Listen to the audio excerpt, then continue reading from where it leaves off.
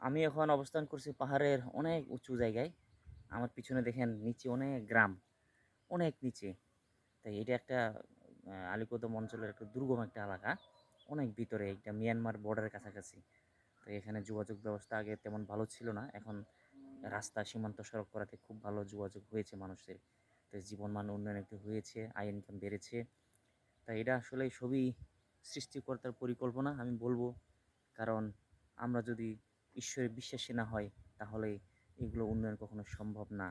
তা আমরা যতই খ্রিস্টের সাথে যতই সান্নিধ্যে চলে আসবো, ততই আমাদের হৃদয়, আমাদের অন্তঃকরণ ততই আমাদের বিশুদ্ধ হবে, ততই আমাদের জীবনমান আমরা উন্নতির দিকে নিজেকে ধাবিত করতে পারবো, আধ্যাত্মিকভাবে নিজেকে বৃদ্ধি করতে পারবো।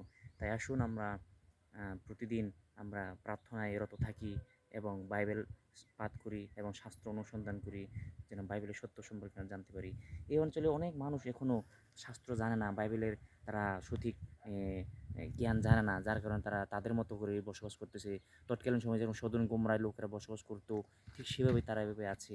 তাই এখানে কয়েকজন আসে বিশ্বাসী, কিন্তু তারা সেই বিশ্বাসীদের তারা বিশ্বাস করতেছে না।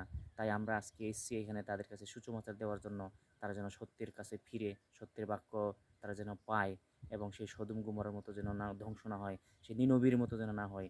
বেশিরভাগ লোকেরা এখানকার নিনবীর মতোই, তারা যেমনিভাবে তাদের জীবনযাপন এমনি খাওয়া দাওয়া ফুর্তি করা আর কিছুই নাই, সেই ঠিক সেভাবেই তাদের জীবনযাপন করতেছে। তাই আমরা সুসমাচার যদি প্রচার না করি তাহলে তারা জানতে পারবে না।